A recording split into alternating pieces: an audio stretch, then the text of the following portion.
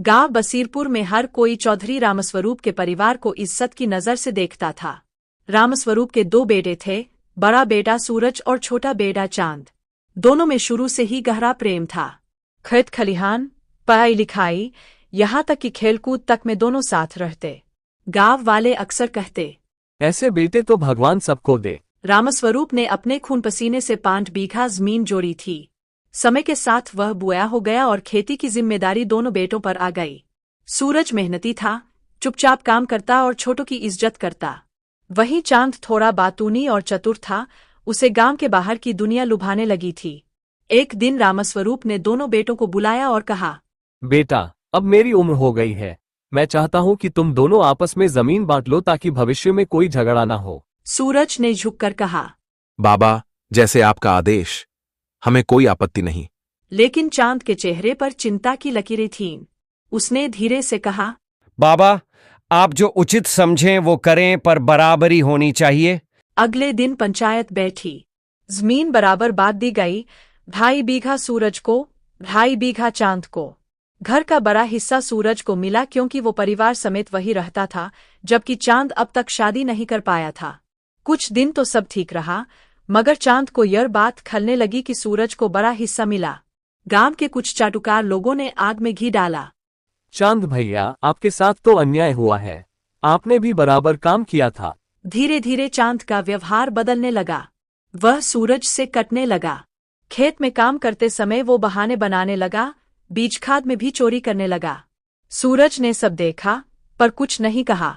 एक दिन सूरज का बेटा गोलू खेलते खेलते चांद के खेत में चला गया और वहां रखी खाद की बोरियों के पास खेलने लगा। चांद ने देखा तो गुस्से से आग बबूला हो गया। तेरा बेटा चोर है, मेरे खेत में क्यों आया? सूरज ने माफी मांगी। भाई, बच्चा है, माफ कर दो, आगे से ध्यान रखूंगा। मगर चांद ने पंचायत बुला ली। अगर आज नहीं रोका तो कल ये मेरा घर भी कब्जा लेगा। मुझे अलग दीवार चाहिए जो मेरे हिस्से को अलग करे। गांव वालों ने भी ऐरानी जताई, लेकिन अंत में पंचायत के कहने पर दीवार बनवा दी गई। यही वह दिन था जब 2 भाई अलग हो गए। अब तो बात तानों तक पहुंच गई। चांद अपने दोस्तों से कहता, सूरज तो खुद को राजा समझता है, सब उसे दूध का धुला समझते हैं, असल में वो चालाक है। वही सूरज भी चुप नहीं रहा। उसने भी खेतों में मजदूर लगवा दिए ताकि चांद से बात ही न करनी पड़े। माँ, जो दोनों के बीच संतुलन बनाती थी, अब बिस्तर पर पड़ गई थी। रोज उसका दिल रोता था। एक दिन चांद ने सूरज की फसल में जानबूझकर पानी छोड़ दिया। पूरी फसल सड़ गई। सूरज समझ गया, लेकिन उसने फिर भी कुछ नहीं कहा। बेटा गोलू बोला, बाबा, अब चुप मत रहो, बदला लो। बेटा, खून का रिश्ता है, दुश्मन बनकर भी चैन नहीं आएगा।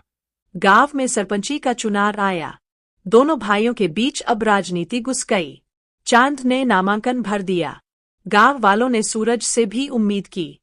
पहले तो सूरज ने मना किया, पर जब चांद ने कहा, अब गांव को ठेठई, सीधा आदमी नहीं चतुर नेता चाहिए, तो सूरज भी मैदान में उतर आया। अब दोनों भाई एक दूसरे के खिलाफ प्रचार करने लगे। गांव 2 हिस्सों में बंट गया, एक सूरज समर्थक और एक चांद समर्थक। चुनाव के दिन दोनों के समर्थकों में हाथापाई हो गई। पुलिस तक आ गई। बुआ रामस्वरूप अस्पताल में था और माँ की तबीयत भी बिगड़ गई थी। रात को खबर आई, माँ नहीं रही।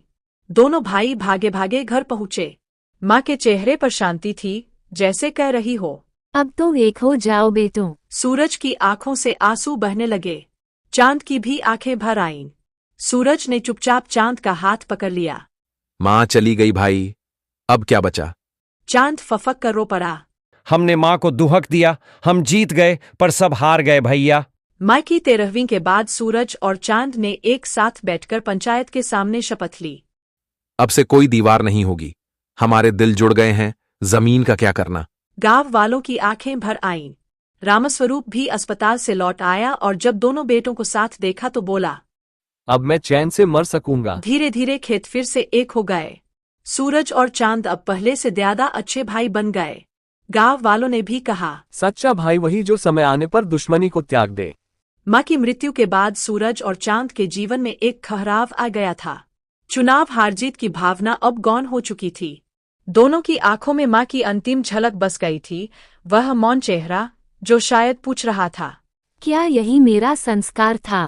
एक दिन सूरज अकेले में बैठा था। खेत में वह माँ की बातें याद कर रहा था।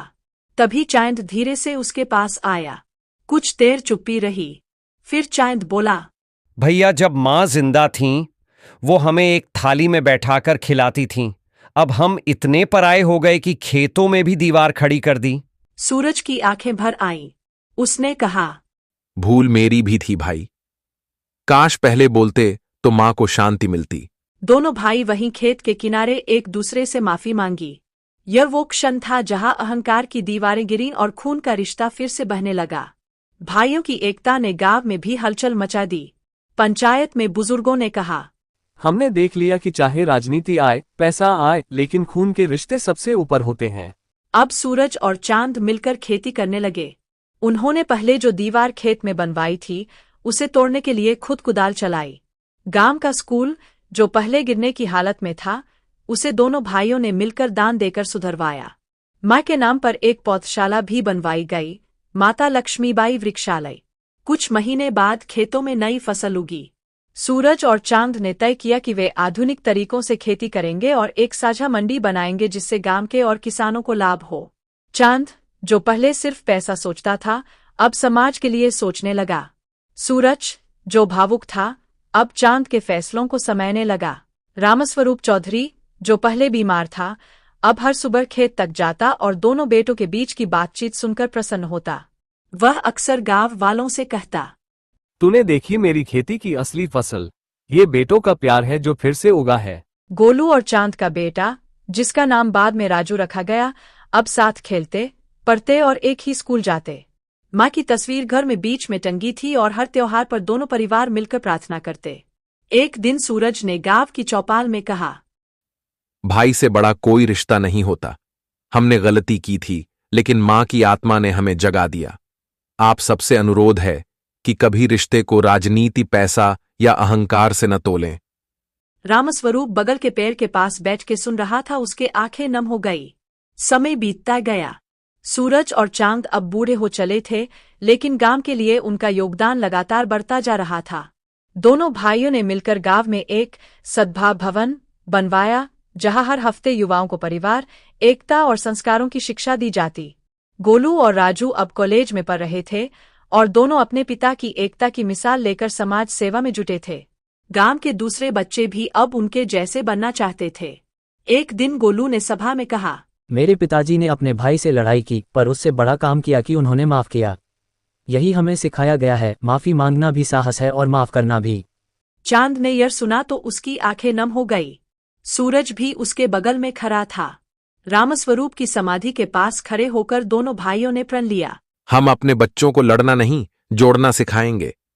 यही हमारी मां की अंतिम इच्छा थी। रिश्तों में दूरी पैसों या जमीन से नहीं, अहंकार से आती है। जो उन्हें छोड़ दे, वही सच्चा रिश्ता निभाता है। खून का रिश्ता मिट्टी से जुड़ा होता है। जब उसमें ईमानदारी, प्रेम और क्षमा का पानी डाला जाए, तो सबसे मीठी फसल रिश्तों की उगती है।